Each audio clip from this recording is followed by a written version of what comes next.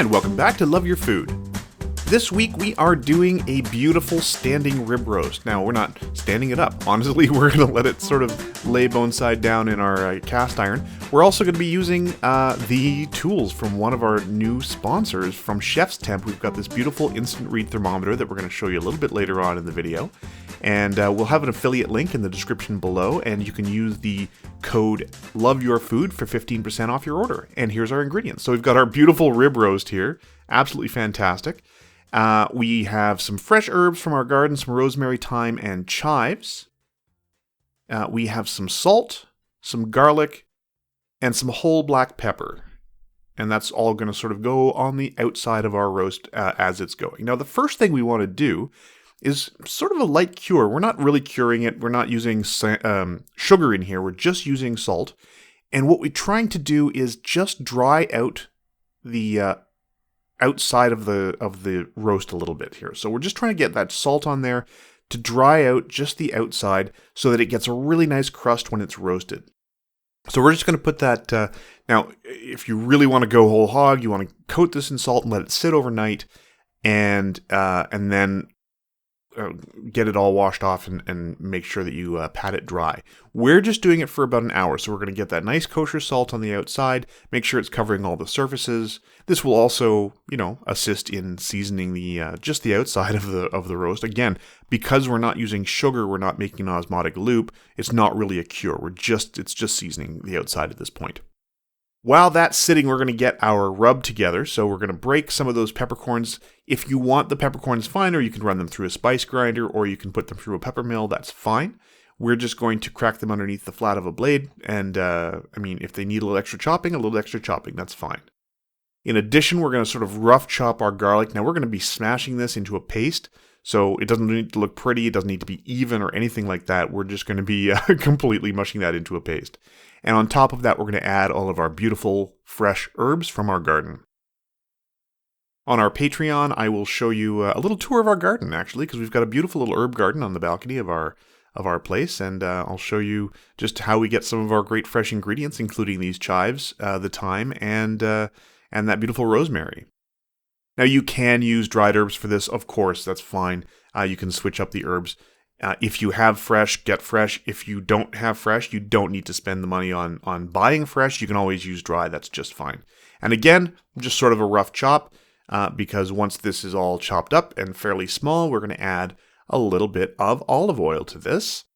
And there's our olive oil. And then a little bit of salt. Now, we have this homemade celery salt that we made forever ago.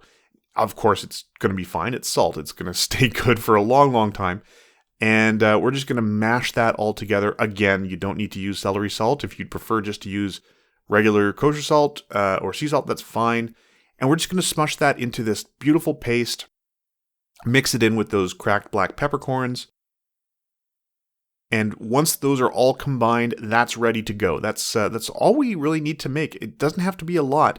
It's just going to go on the faces that aren't the bone for seasoning. So what we're going to do then is get all of that salt off. Now, you could do this with water, but we did this to dry out the outside. We wanted to dehydrate it a little bit to help that crust form a little bit. So we don't want to get this wet now. So we want to get off as much salt as we can. You want to rub it off with your hands and don't get this wet. If you do wash it off with water, make sure you pat it very, very dry. After that, as you can see here, we're just putting in the rub we made. We're just trying to get really good contact on all of the faces that we're going to be cutting. So the bone face, not important, but those beautiful, the fat cap and the two sides, definitely want to get that those sides well seasoned. And then this is going to go in a very low oven. This is going to go in a very low oven for a very long time. This is going to go for 4 hours in a very low oven, just about 225 or so, until it looks like this. And this is fantastic.